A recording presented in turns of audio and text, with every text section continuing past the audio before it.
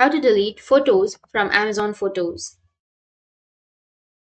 So if you want to delete photos from your Amazon Photos, then what you need to do is you just need to simply open up your browser and go with search. And under search, you need to search for Amazon Photos. Once you search for Amazon Photos, go with the first option, which is www.amazon.com/photos, and it will take you to this kind of interface. Now you just need to simply go and sign into your Amazon Photos. So go with sign in, which is on the right side, and then sign into your Amazon Photos. And here you will have all of your photos that you've added on your Amazon.